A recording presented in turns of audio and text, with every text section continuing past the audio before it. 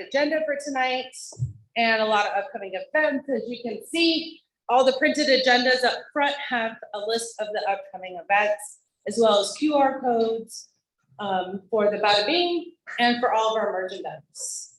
And Rick said we can hear you. Thank you, Rick. Sure. Can you hit 2 slides to the right? 3. One more. There you go. Okay, for the land acknowledgement, we respectfully acknowledge that we are on the ancestral homelands of the indigenous nations that have inhabited these lands since time immemorial, including the Akimal, O'odham, and Peeposh peoples. Their traditional care and honoring of these lands allows us to be here today.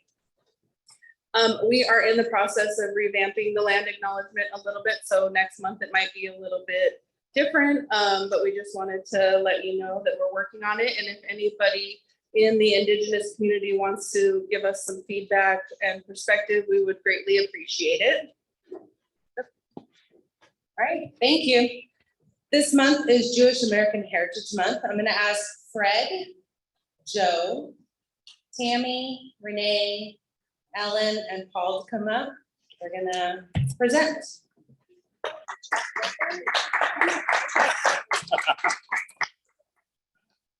And Fred, you're first. Here you go. Oh, over here. You have to talk.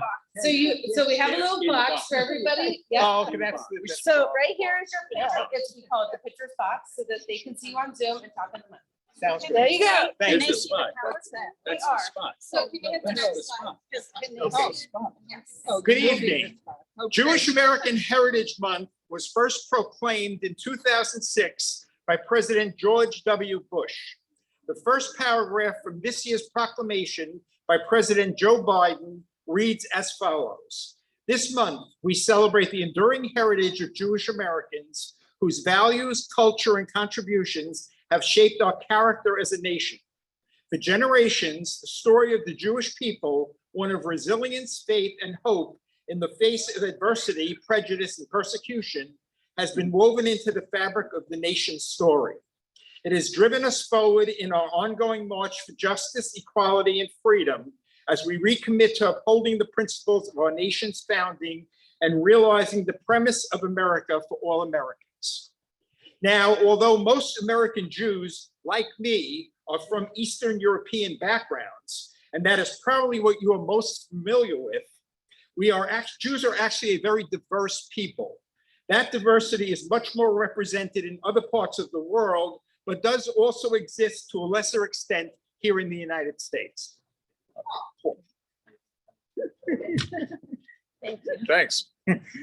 The Jewish ethnic and religious identity originated in the land of Israel, what is now the land of Israel, about 3,500 years ago. While there's been a continuous presence of Jewish people in the land of Israel from before the Roman conquest to modern times, Jewish populations migrated around the world, fleeing repeated genocidal events and religious persecution.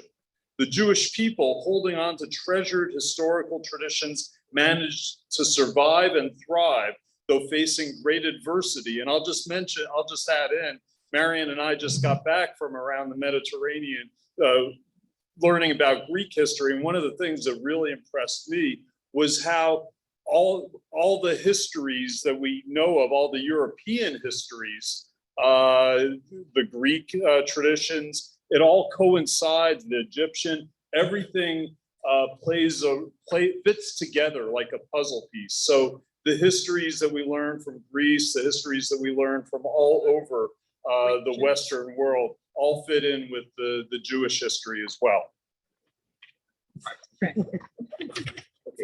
In pre-Holocaust Europe, pre-Holocaust world in 1939, there were 16.5 million Jews in the entire world. From 1939 to 1945, 6 million Jews were murdered in the Holocaust. That's more than 1 out of 3 Jews. As a matter of fact, 2/3 of the Jews in pre-Holocaust Europe perished in the Holocaust, which was 40% of the total amount of Jews in the entire world at that time. Today, there are 15.2 million Jews in the entire world, less than prior to the Holocaust, or 0.2% of the total 7 billion population of the world. In the US, there are currently 7.5 million Jews, or about 2.4% of the population. So again, we are a small number, whether in the United States or internationally. Next slide.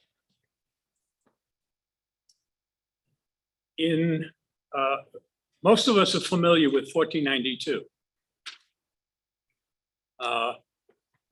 But there's a very unique thing that happened in 1492, and that was the Jews were expelled from Spain.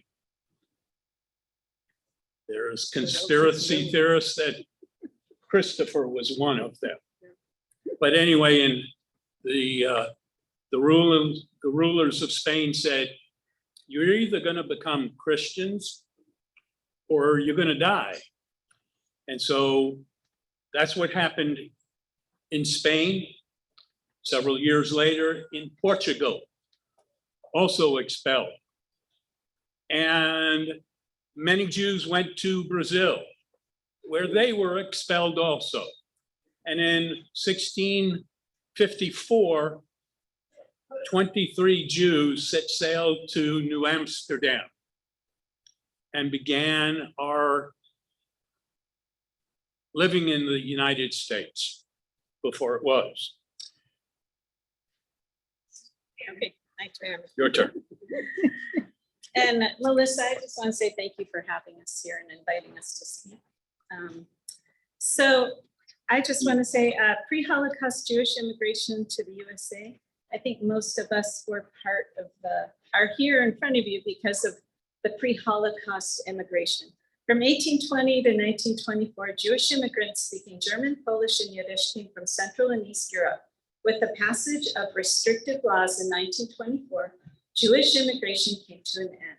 From 1933 to 1945, as Jews desperately tried to escape Nazi Germany, only about 180,000 to 220,000 European immigrants were allowed to immigrate to the USA. And again, I think that's important to all of us. Most of our ancestors came at that time before 1924.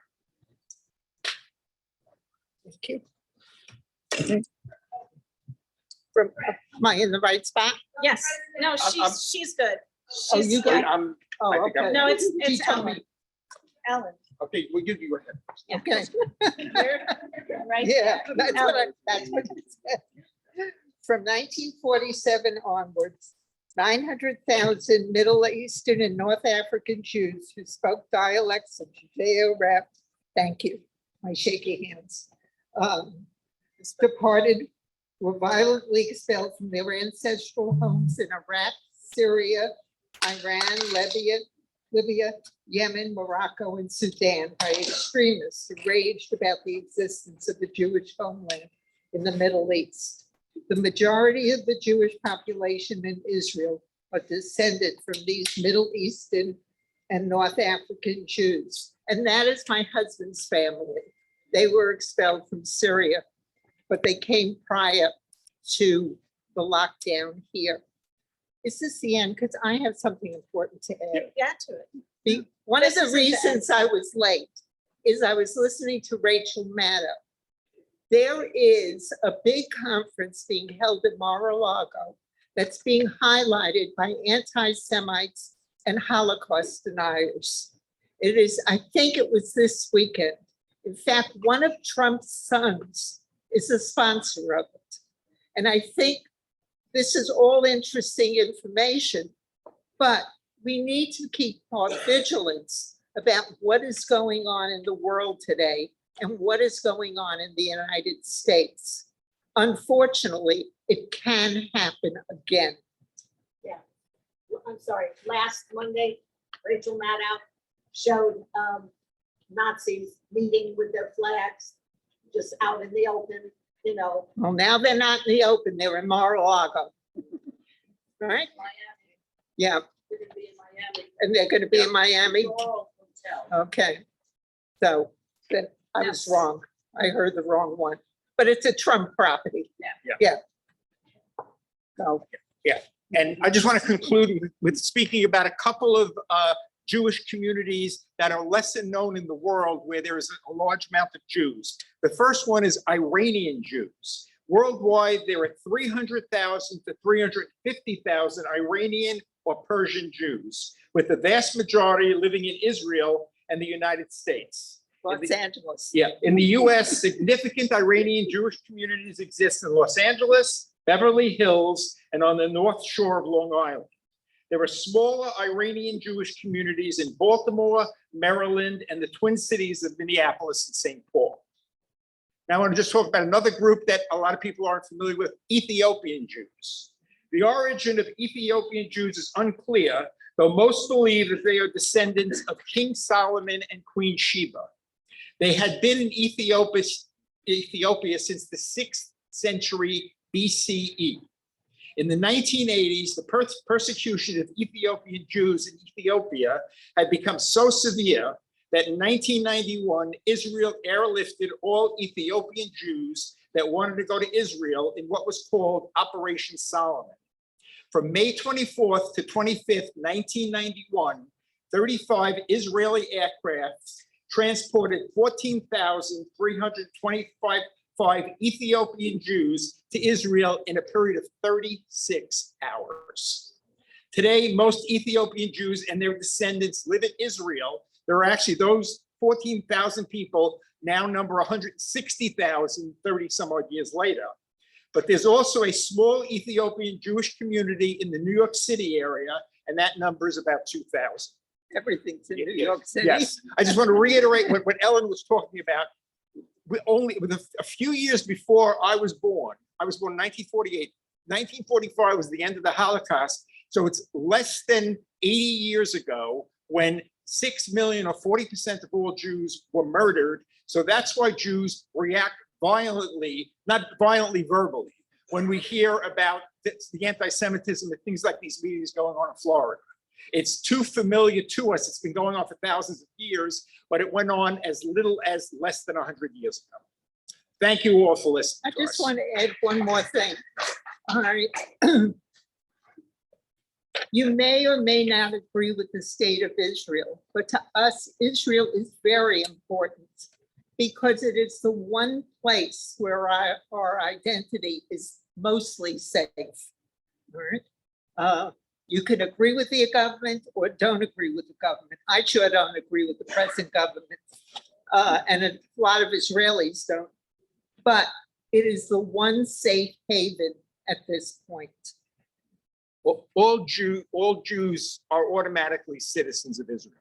So if another Holocaust should happen, like the last time where 6 million of us were slaughtered, this time we could leave and go to Israel and be accepted there as a citizen from the day we arrive. So that is why Israel has such an importance to the Jewish community. Okay. I know it's time. I know We need it's to time. go. Paul.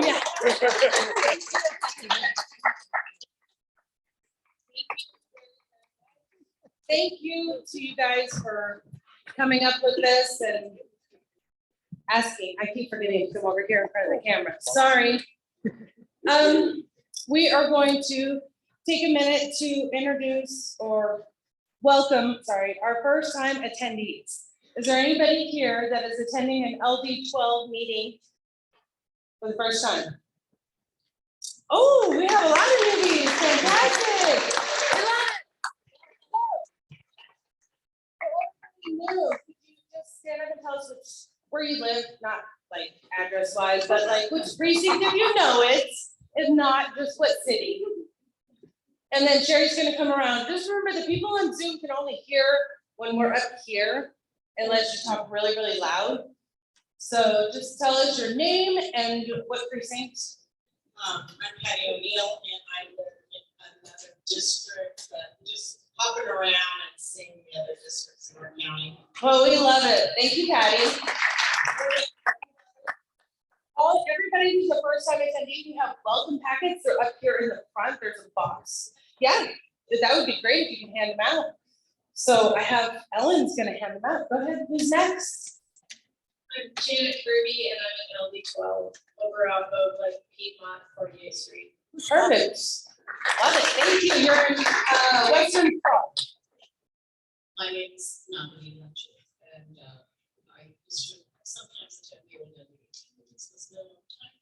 I live in Western Star, and I'm very new. It's trying to make it for ABC.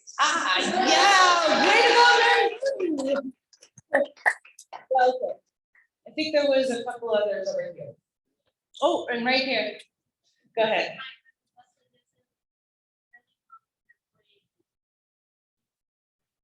LD precinct. So.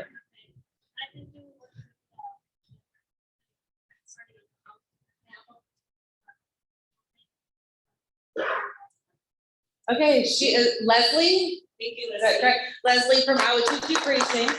She works with the Democrat, Arizona Democratic Party. So is there, I think there was one other right now. Who else? He's from LD13. He's gonna talk later. He's only new.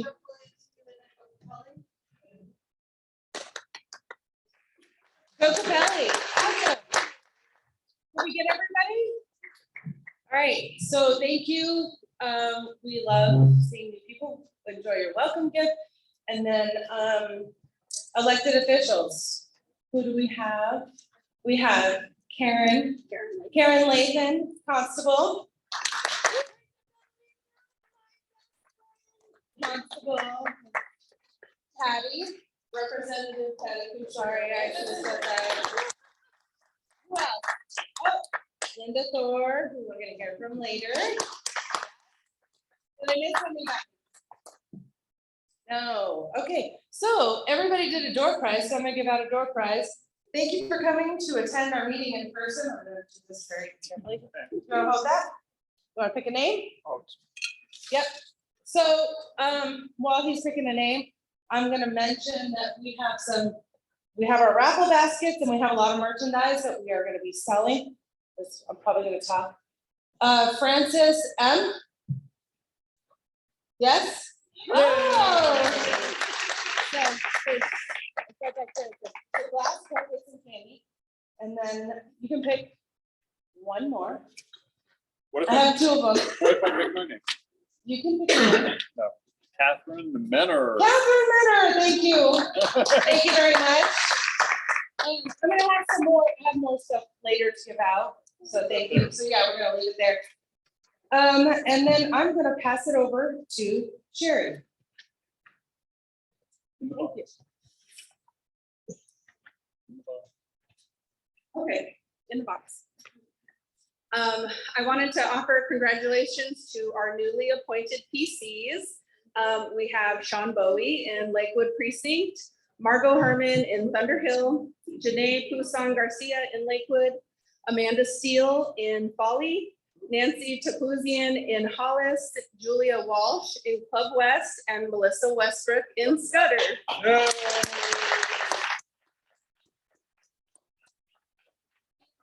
Point now where PCs can be appointed, and we have lots of openings in various precincts around our LD. So if anybody is interested in becoming a PC, what that means is you are basically the first representative for your precinct or neighborhood for our LD and with the Democratic Party, basically. You're not required to do anything except help get Democrats elected and support the LD in terms of volunteerism. So that could be writing letters or postcards, canvassing, making phone calls, helping us at events, talking to your neighbors about what's going on, getting people out to vote, registering voters. It doesn't have to be one thing. You don't have to do everything. So if you aren't currently a PC and you're looking for another way to get involved, or if you're already doing those things and want to become a PC officially, let me know and we'll see if there are openings in your precinct. And while we're on that note, we are having a PC meet and greet for the Northeast and Southeast Chandler precincts, which run from about Guadalupe to Ray Road, from 101 to McQueen roughly. So if you aren't a PC in that area yet, but you want to see what we're talking about, You're welcome to join us on Saturday, the 13th at 10 a.m. If you want to get the address and additional information, just come see me after the meeting or reach out to me and I can get that information to you. Okay, so for upcoming events, we have these as always on our website, but I do want to mention one. I'm asking a call to action for our June meeting. Adrian Fontes will be here. He's going to give us an update, and I'd like to see that we can pack this room for him. So I'm asking you to invite a friend, a neighbor, somebody that's wanted to get involved before or here. So you can meet Adrian Fontes, Secretary of State. So please make sure, mark calendars for June, because he'll be here. Sorry. Or just keep passing it back and forth. It's like a relay. Okay, this year for Juneteenth, LD12 will be partnering with LD13 to have a presence, vendor booths, etc., at their Juneteenth Freedom Week festivities. It's multiple days of activities, and Chris Matayabas from LD13 is here to share with all of us what those events are and what volunteer opportunities we will have available for these events. Thank you, Chris.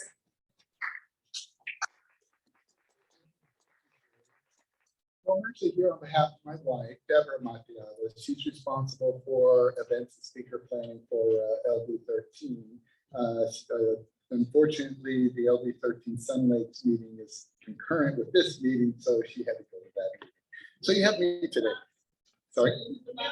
Are you in the box? Still one step to the left. Imaginary box. Just Left? imagine it, yeah. Oh. Yes, good. Perfect. Yeah, I was looking for the box. Can I see myself? Okay. All right, so let's get started with the event. So Juneteenth is gonna get started with a kickoff event. Now the event is on Thursday, June 15th. It's from 6 p.m. to 8 p.m. It's an indoor event that will be held at the Chandler High School auditorium. But what we're doing is we're holding a vendor booth, which will be open prior to the event. We don't have the exact time yet, but it should be at least 2 hours prior to the event, so perhaps around 4 p.m. And that will be held at the Chandler High practice field. And so what we're looking for is volunteers to help us with the booth. We need folks that will set up and tear down. We need folks that will man the booths, talk to any visitors, hand out literature about the LD and Democrats. And we're also planning to have a separate table to register voters.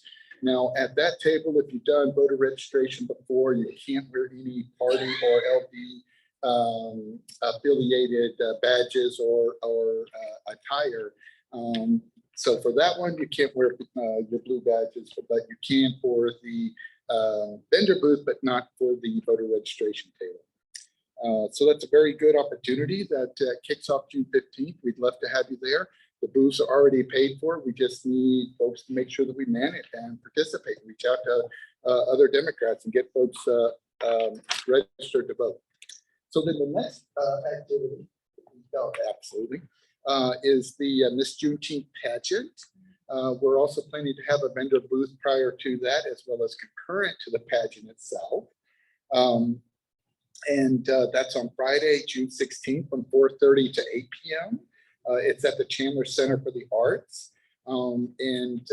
The exact same booth will be giving out the exact same sort of literature, same sort of roles and volunteers needed, set up, tear down, booth workers. We'll also have a separate voter registration table.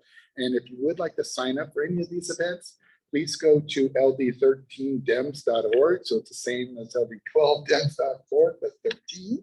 And then the calendar event, and we have links for signups. We'd love to have you participate at that booth. While you're there at that booth, you may as well attend. May as well attend the Miss Juneteenth pageant. We'd like to encourage everyone to participate. It's $15 per person for a ticket. The money does go to the pageant scholarship fund. The pageant itself is sponsored by South Chandler Self-Help, and we'd love to have a lot of Democrats show up for that pageant. Okay, next foil to the next event. And then the final Juneteenth event that we have is a cultural music festival. This one, there's no fee. This one is no vendor booth. It's just show up, enjoy the dancing, the music, have fun. It's Saturday, June 17th from 6 p.m. to 9 p.m. It's at H.A. Chandler Park. It's sponsored by the city of Chandler.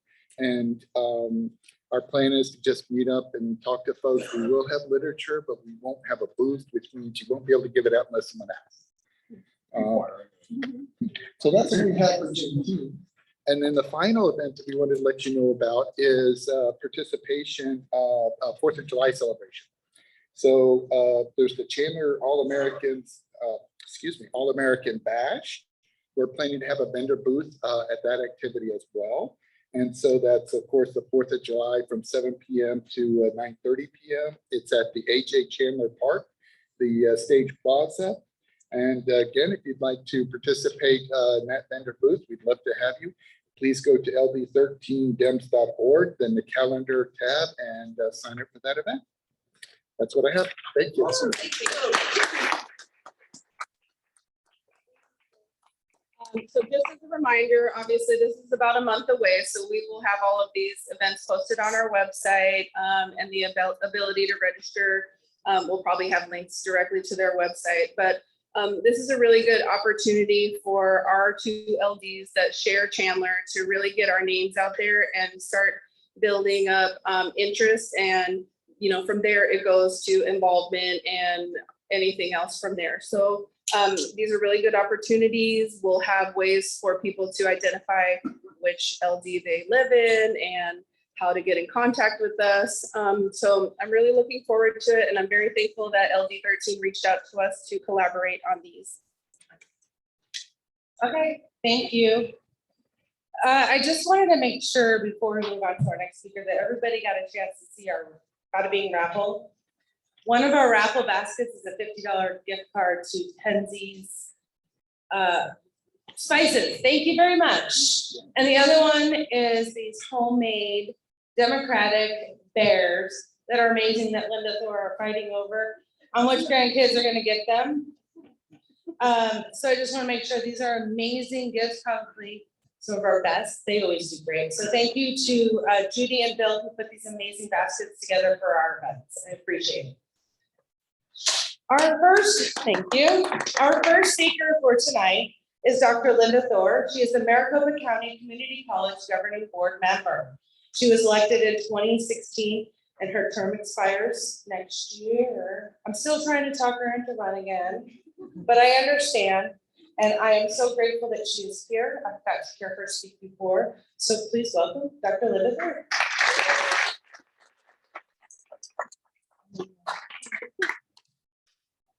Well, thank you, Melissa and Sherry, for inviting me to be here tonight to give you a brief update on the Maricopa Community College's Governing Board.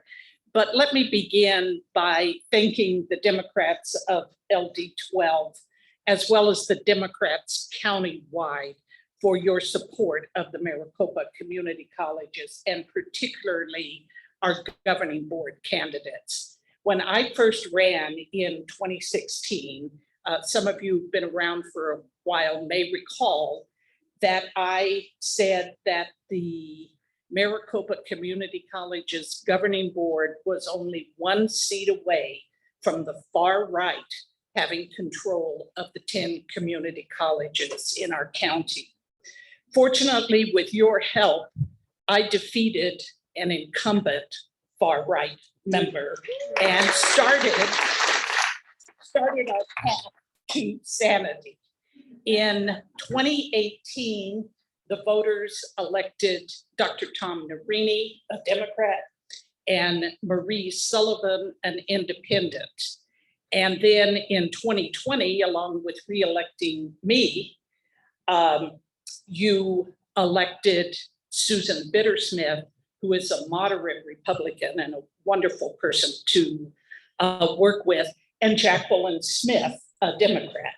And then last November in 2022, you elected Donna Davis, who is a moderate Republican from the West Side, who is a senior leader of Arizona Education Forward, and Kelly Butler, a Democrat. So if you've been keeping count, that means that the Maricopa community colleges are now governed by 7 Democrats, 1 independent, and 2 moderate Republicans. What a difference elections make. What a difference the Democrats make. I did want to share with you some really wonderful news. In 2021, the governing board made its #1 legislative priority to give authority for the community colleges to offer bachelor's degrees in areas of high workforce demand. This is something that we had been trying to accomplish on and off for 25 years. And in 2021, thanks to the support of legislators like Mitzi Epstein, we got it done. And in fact, what's really remarkable, given the divided legislature that we have, is the bill passed the House with 55 yes votes and 5 no votes, and passed the Senate with 24 yes votes and 6 no votes. Really a remarkable accomplishment. And I'll tell you how we were able to do that with the board that we now have right now is I worked the Democrats, Marie Sullivan, an independent, worked both sides, and Susan Bittersmith worked the Republicans. And we were able to work together to make something phenomenal happen for the residents of Arizona. And so I am delighted to tell you that we are currently enrolling for the first 7 bachelor's degrees that will begin this fall in information technology, data analytics and programming, public safety administration, nuclear medicine, dual certification in elementary and special ed, early childhood education, and behavioral sciences. And next year, we will add the bachelor's degree in nursing. And in 2025, we'll add 3 more degrees, a bachelor's degree in accounting, another one in management, and artificial intelligence and machine learning. And the best part is that the cost of the bachelor's degrees, all 4 years, on average, will be just over $13,000.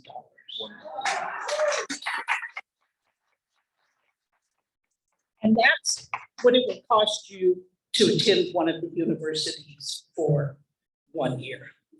And the last thing I want to bring to your attention, I know you've been hearing about the aggregate expenditure limitation that's plaguing K-12. Well, in 1980, the voters also placed a constitutional expenditure limitation on the community colleges. And while we're still hoping for some relief from the legislature this year, but it's slipping away, if we don't find a solution by the 24-25 year, we will not be able to spend the money that we already have. So therefore, our board at our meeting last month instructed the chancellor to study and bring back to us a resolution that will put an initiative on the ballot in the fall of 2024 to give us relief from the expenditure limitation. And that has already been passed overwhelmingly by the voters of Pima County. And we're hoping that the voters of Maricopa County will do the same. Otherwise, our community colleges are in serious trouble. So once again, thank you so very much for your support of the community colleges, and particularly of helping us return to having a board that is sane, competent, caring, and compassionate. Yeah.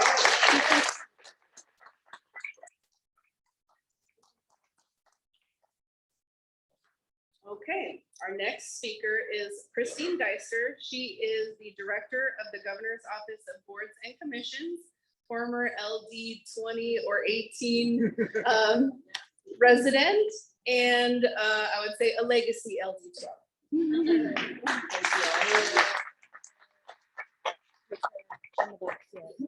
Thank you so much for having me. It's great to see so many familiar faces, but it's even better to see so many unfamiliar faces. So go LD12. So my name is Christine Dyster. I'm the Director of the Boards and Commissions for Governor Katie Hobbs. Never get tired of saying that. Prior to this, I used to work in some campaigns, around LD18.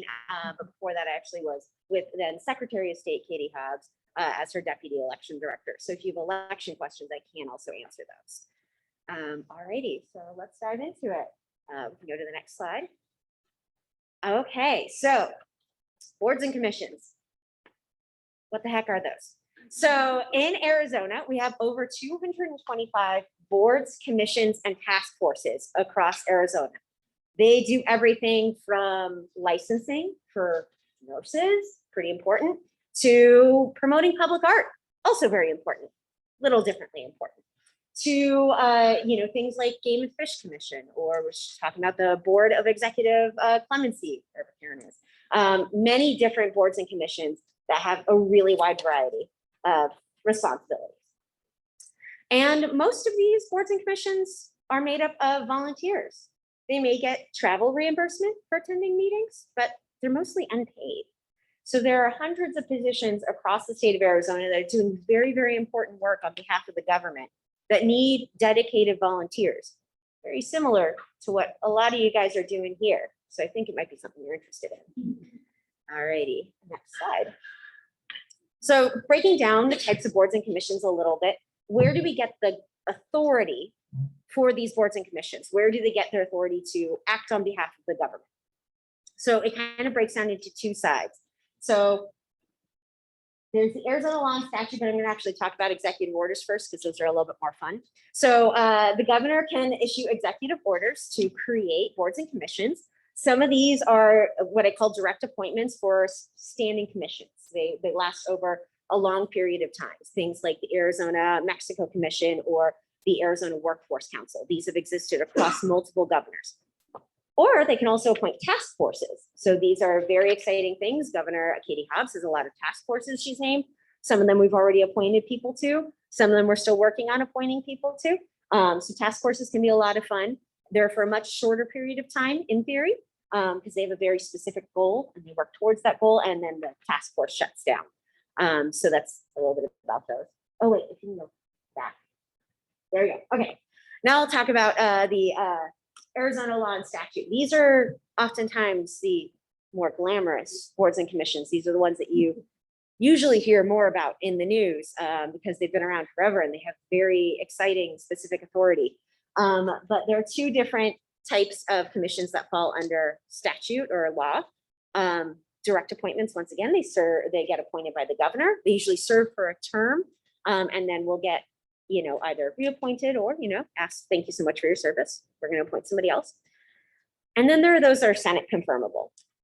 And these tend to be the really exciting commissions everybody wants to serve on. So I just want to caution you, if you're interested in a board or commission that requires Senate confirmation, it's a lot tougher because you've got to be confirmed by the Senate. Now, I don't know if any of you guys have watched any of the Senate confirmation hearings. They sometimes don't go so great. So Senate confirmation is certainly something that, to be aware of, but hey, if you're up for the challenge, please apply. So move on to the next slide.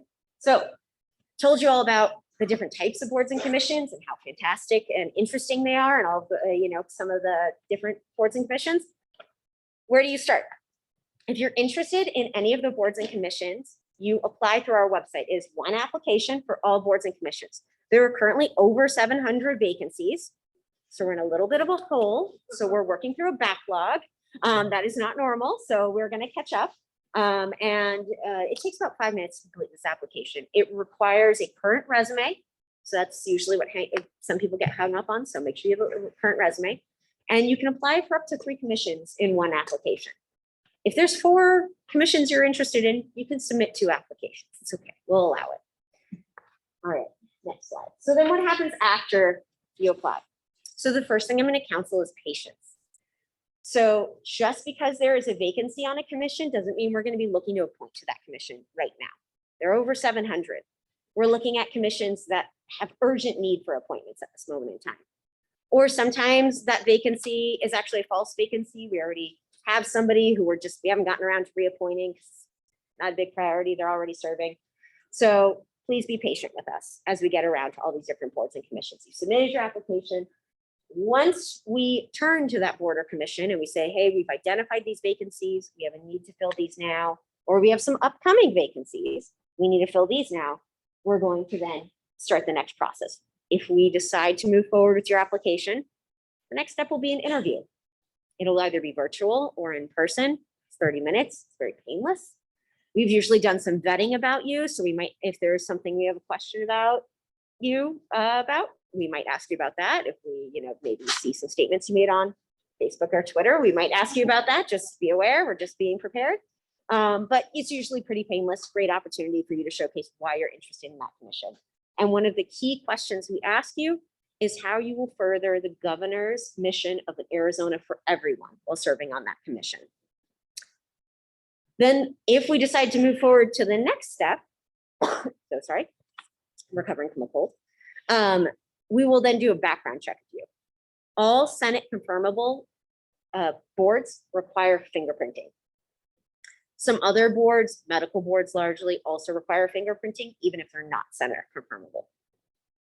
The rest just have to go through a Social Security background check. And then if background check clears, so sorry, senior staff says, we like this person, go ahead, Christine, you get your official appointment, and then you have to fill out a bunch of paperwork. It's very exciting. You have to get it notarized. All right. Now that's for your direct appointments. Your Senate confirmable appointments, you're not done yet. We'll technically nominate you, and then you have to get confirmed by the Senate within 1 year of that nomination. You can start serving on the board, you can start doing great work, but you got to get confirmed by the Senate, which is the tough part. So we have to complete a Senate packet with you, which is this really fun, lengthy questionnaire with some questions that are a little difficult to understand what we're looking for, but it's all about you. So, it's not trick questions. You'll have to, once we transmit your packet, hopefully, this would be good news, get on a committee agenda and get a committee hearing. And then hopefully you get a favorable vote from that committee and you go to a full floor vote and you get approved by the entire Senate. And then you get your official commission paper, which is actually a very nice certificate if you make it that far. So it's a little bit about the Senate confirmation process. So moving on to my last slide, actually, is just I really want to emphasize there's so many opportunities. So if you're really looking to get more involved with Governor Hobbs' government and with her administration, this is a great way in, and this is a great way to help in a meaningful way specific to your skill set. There are so many different opportunities.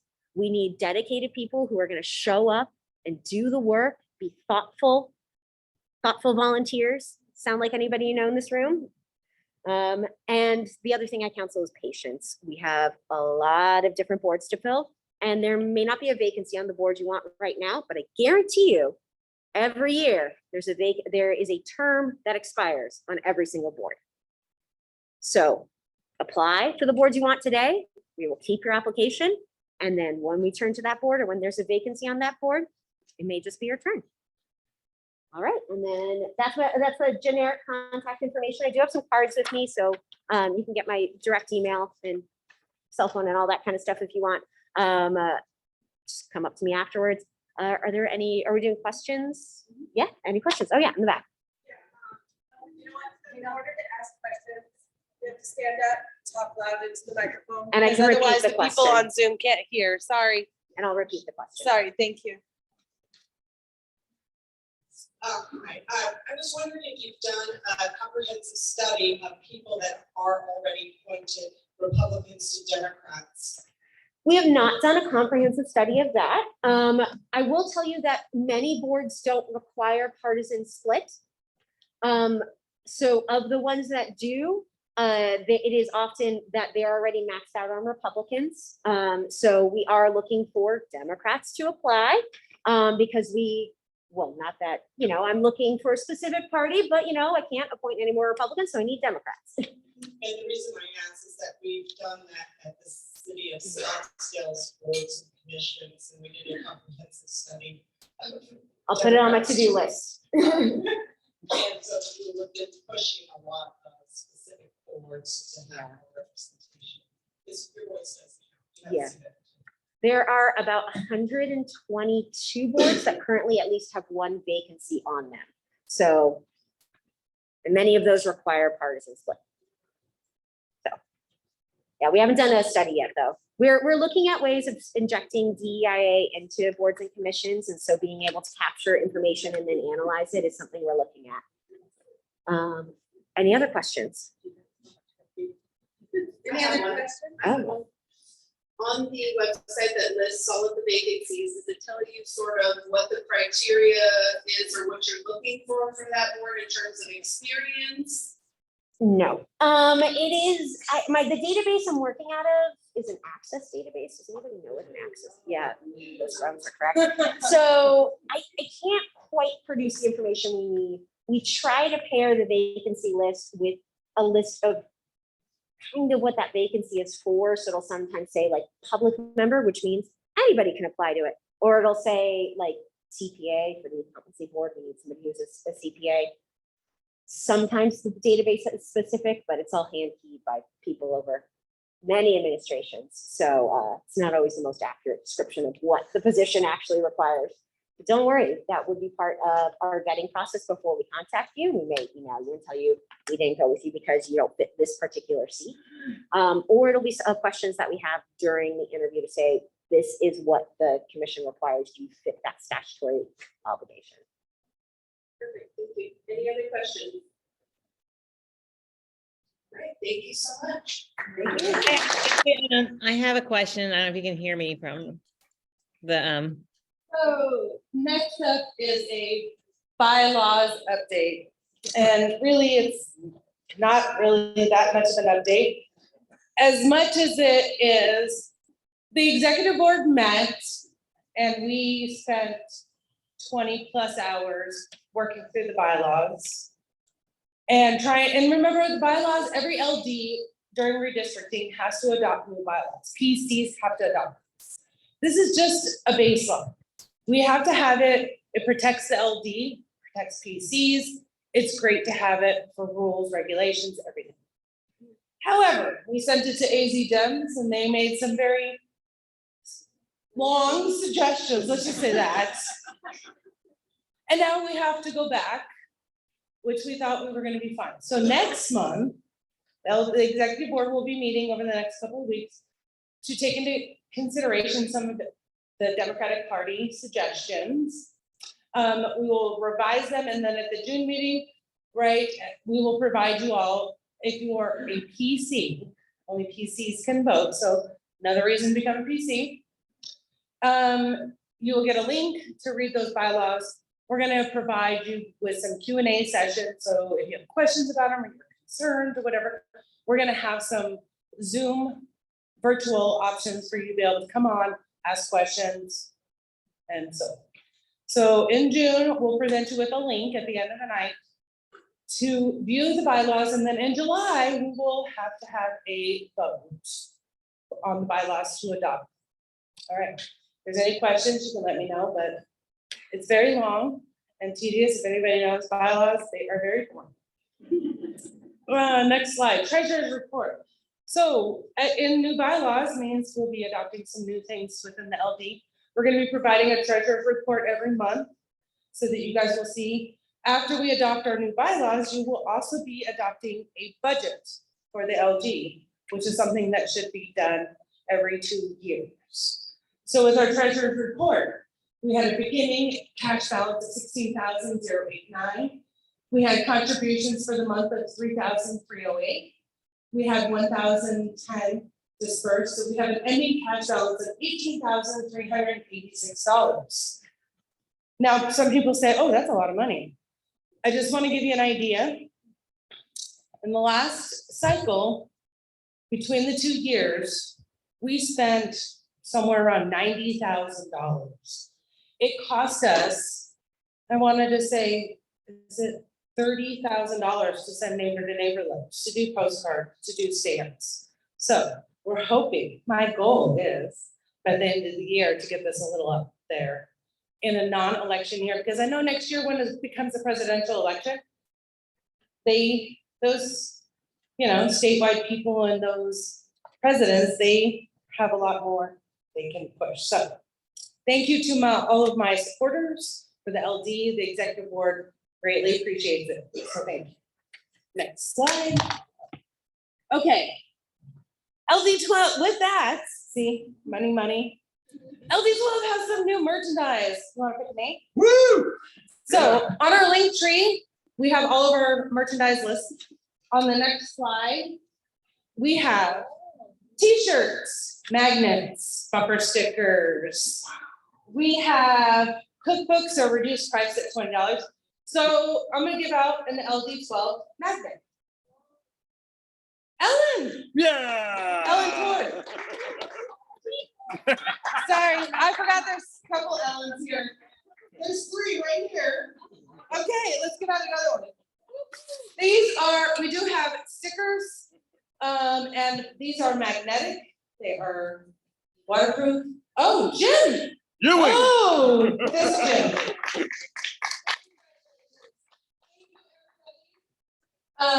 That's all for now. Oh. We'll do another one.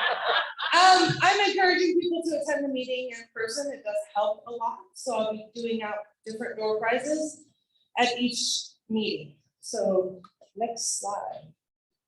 You can buy one of these for $6. There you go. Thank you for my plug. Yes, magnets are $6. Stickers are $3. And also I have a ton of name tags. So please check on the back table to see if you have a name tag. If you'd like to order a name tag, please see me. All right. So we are running really early. Hey guys, I'm gonna kick you out of here early, but don't worry, because next month it's gonna go long. We have a lot of people. I just want to make sure, don't forget to buy your Bada Bing raffle tickets, because we're gonna be doing the raffle drawing sooner than I thought for our legislative update. A couple of our legislators are stuck down at the US Capitol, of course, so they are not able to make it. Arizona Capitol. Did I say US? I did. Thank you. Arizona. So we're gonna hear from Patty, but I know Nicole is gonna give an update from Stacy. Mitzi just texted me, she is stuck in budget negotiations. On that, does everybody know about tomorrow's press conference down at the Capitol, the Rose Garden? I didn't know the Capitol had a Rose Garden. That's what they call it. Does it have roses? Oh, got it. Thank you. I'm like, Tuesday, May 8th, 4 p.m. Rose Garden.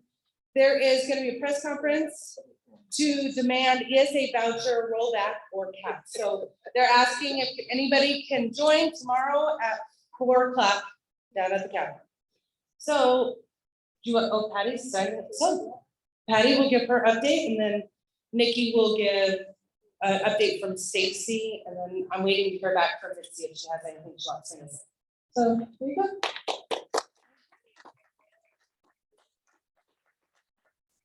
Mitzi's working on the budget. I have here before you the budget. It'll probably change a million times before we end, but this is one of the versions that we have.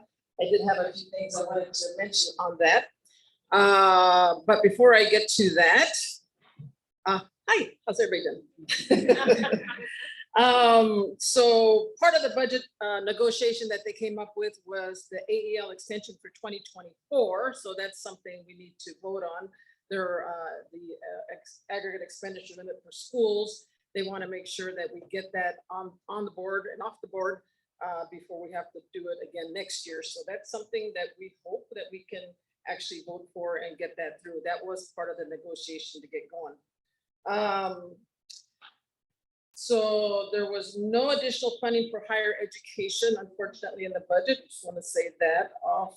Last year, there was one-time monies that went through, and the one-time monies was one time. So kind of sort of is a cut, but not really, if you think about it, because it was just one time and they shouldn't have gotten used to it, I guess. But we're still working on that. So I know that Mitzi and some other folks are working on that. Let's see.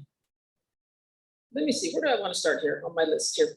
So the budget negotiations, from what I understand, because I'm not really party to be in the room where it happens.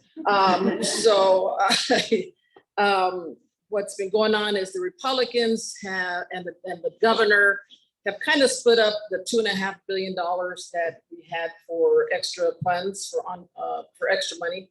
And governor got about $1 billion, Republicans got $1 billion, we got the leftover, which is about 400 million. So not a whole lot. But of that, the Republicans decided to throw in a whole bunch of pork projects. So something like, and I was just counting them here, about over 70 projects for their districts.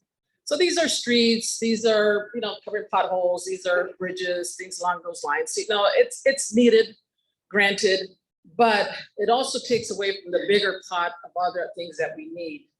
For instance, the Democrats, we decided to go more of a, let's throw everything into the pot and see how we can help with education, how we can help with housing, how we can help with the homeless situation. So in education, and I'm just gonna throw out a few figures here. I don't have all of them obviously on that sheet there, which I can't read there.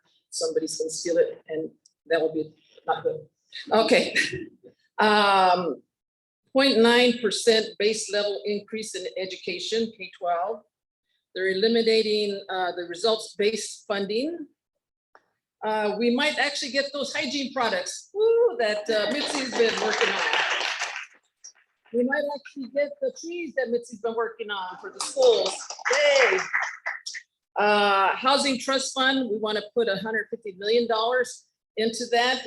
And mind you, again, this is all the Democrats saying, these are our priorities. We want to put it all together and be able to provide for everybody instead of individual district pork projects. Did I say that? Individual projects from some of the other senators and House members. And then our homeless shelter and services, another, it says 4 million, but I think it's $40 million. So there's a lot of projects that we're wanting to do as a whole so we can help the entire state. As Melissa mentioned, the ESA is something, the voucher program is something we're wanting to fight back on. There was no concessions on that. The Republicans said, no way, Jose, we're not gonna work on anything if you want to cut back on the ESAs. So I would encourage you, if you can, get down there tomorrow at 4 o'clock. We're looking at $500 million for that program alone. So that's $500 million that we can't spend on other things that could help the entire state. Like I said, no additional funding for higher education. Some of that $500 million could go towards that if we were to get rid of the ESAs. And that's only looking to get bigger. Let's see what else. Prop 400E, again, that's the half-cent sales tax for our transportation. Ongoing conversations. We're trying to pull our weight on that one as far as trying to get the buckets for transportation, public transportation, and the light rail and all those things together. There's a lot of infighting going on with that. So we're still working on that. So hopefully we'll get that done too. Let's see what else. Had combo with Contreras last month. There was about 10 people showed up. That was fun, our Brick Road Cafe. So we'll be doing that again May the 19th. If anybody wants to come in and chat with me, it was a lot of fun. And let's see, and then I am running again, so I do have some petitions, or you can look online on where do you go, Christine? Equal to sign up, and you can sign my petition there. I think that's all I know. Stacy and Mitzi, Stacy had something else she was doing today, and Mitzi has been spending hours and hours and hours working on the budget, and she has done a great job. Really appreciate what she's done. her and Leader Kano. But again, you know, a lot of our House members are not real happy because we weren't able to weigh in on especially the ESAs. Yes.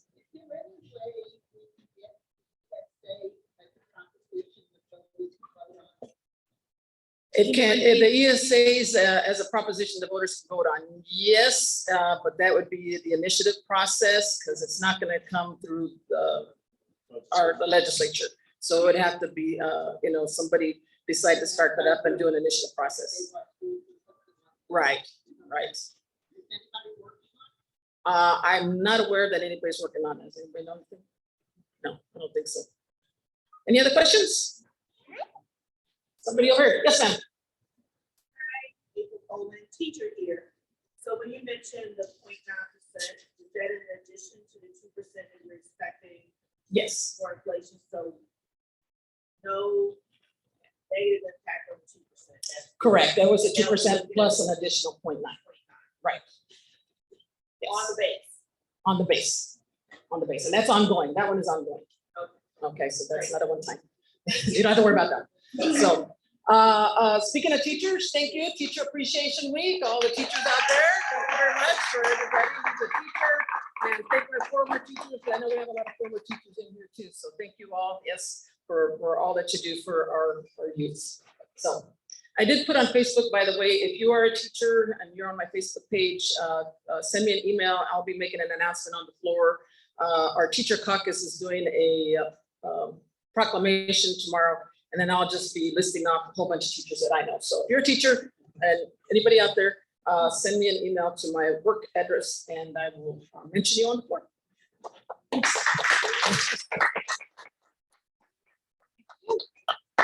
And then Nicole. She's coming.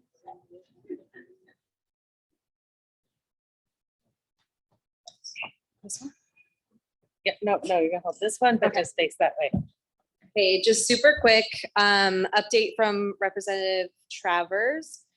She was actually appointed to a couple of the commissions that were mentioned earlier. She was appointed to the Governor's Water Policy Council, and also the Arizona Reclamation Committee and the Joint Legislation Committee on Air Quality and Energy. And so she had an event tonight for one of those committees, and so that's why she couldn't be here tonight. She sends her regrets. And also she is, as Rep. Contreras mentioned, working on the budget at the Capitol. So sorry, I should have gone first because mine was really short. Thanks, everybody. Oh. Okay, so I just wanted to make sure that everybody's had a chance to get their raffle tickets. I'll stay back afterwards for a little bit. If you want to buy any of our merchandise, bumper stickers, the magnets, LD12 shirts, Pro Row, we have it all. We'll do one more just for you, Paul. We're gonna give away a cookbook. We have LD18 cookbooks. So this is our last one. Then we gotta do that again. Okay, there we go. Ted Solis. Ted. Oh, there you go. Yay.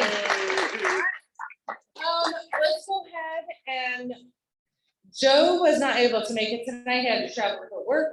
So we're gonna do this virtually. He's gonna try. Does he have the capability to share his screen, Susie? Joe. Okay. And then Jeff, are you gonna translate how many tickets were sold? $365. $365, which is great. Okay, and then we'll get our winners and then, yeah, oh, new business. Does anybody have any new business? Sorry, you know what? You're right. I do. Okay. Marion and then Lisa, I forgot. We do have to incorporate new business into our agenda. So you're gonna speak here. Thank you. And Okay. there you go. I don't even see myself. But, I guess I have, how many minutes, Paul? 2 minutes, okay. So I do want to talk about RTS for voting no for Senate Bill 1161, Senate Bill 1163, and House Bill 2536. These are Senator Kaiser's bills. They take away citizens' voices, fundamental rights, and create an unbalance of rights of developers versus rights of citizens. Basically, these bills do not guarantee affordable housing or guarantee that housing prices will go down. The developer's premise is to increase supply and prices will go down. They take the guts out of zoning, basically without any inclusionary zoning or rent control. Basically, they're trying to take the citizens' rights of saying, hey, and the city's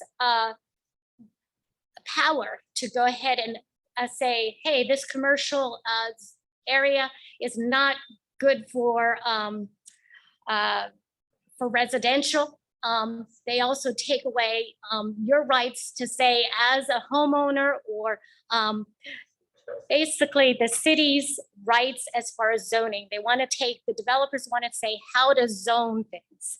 And so these are bills that I know that Mitzi has stated that she is against, because we need as citizens to voice how our communities look. You know, as far as not saying, hey, commercial zoning can be switched to high-rise residentials, because sometimes that's not the right thing for that city, for economic development, planning. And so our mayors and our cities should be able to, and our citizens should be able to say how to zone things.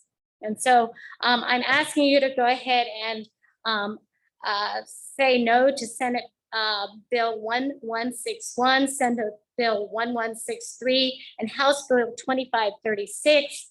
And I'll put you on the, yes.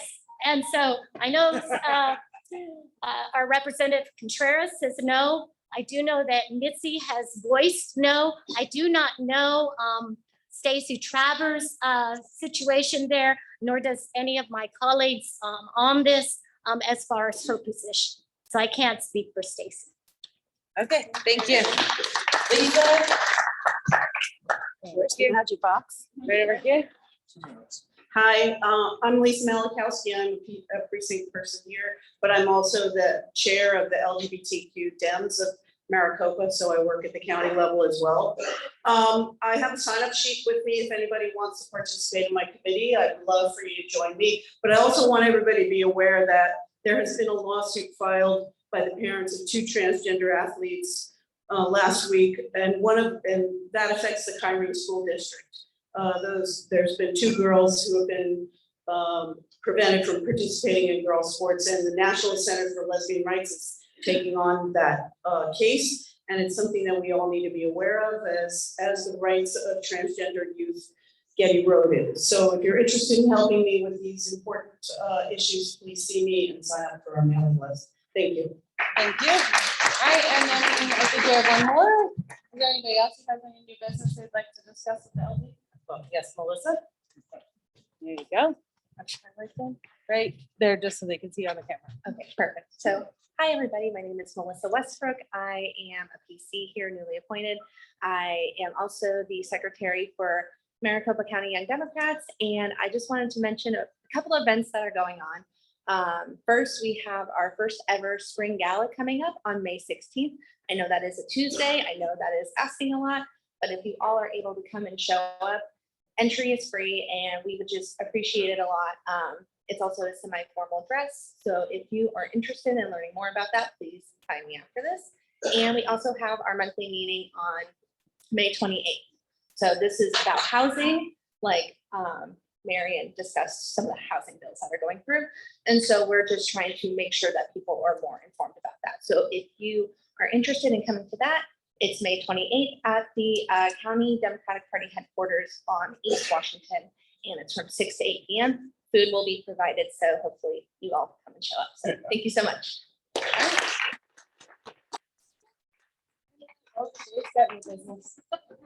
There you go.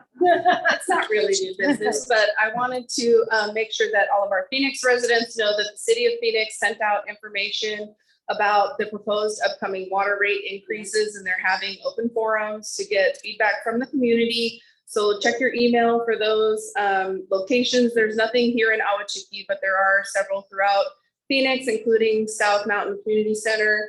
So if you have strong feelings about the rate increases, be sure to attend and let them know your thoughts. And also, there was a pretty detailed article in the Ahwatukee News about it too. So it sort of breaks down not just the big numbers of the increase, but the per household increases. So hopefully that's helpful information to the Phoenix residents.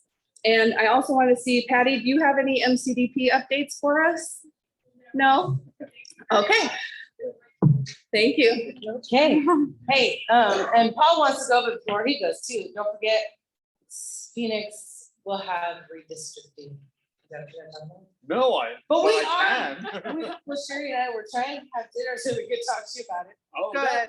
that's what you wanted to talk about, sorry. No, I was just going to remind everybody, especially those of us in Tempe, that the county opened the in-person voting for next week's the Coyotes referendums.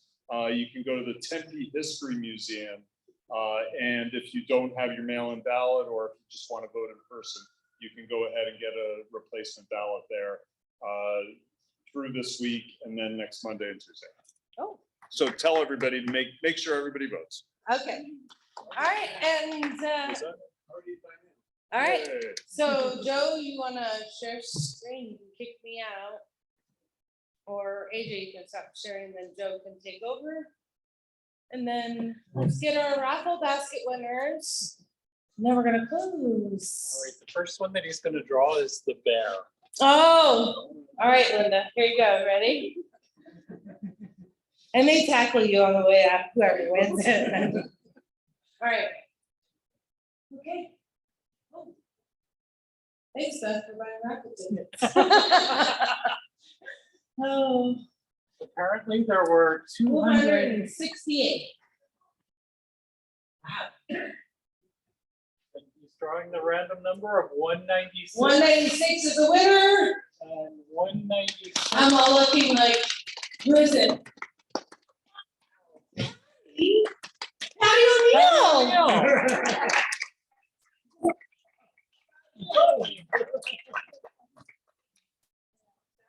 Oh, well, there you go. Okay.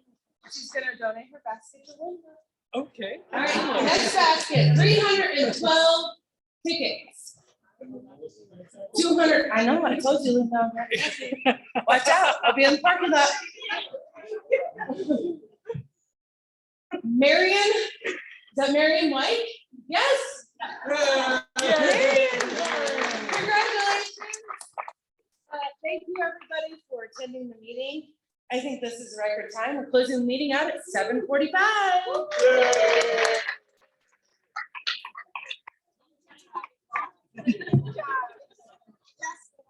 Don't worry, I'll make up the earliness next month. I can see you. I can't find your wife. Where is Marion? Oh, got her. I see her.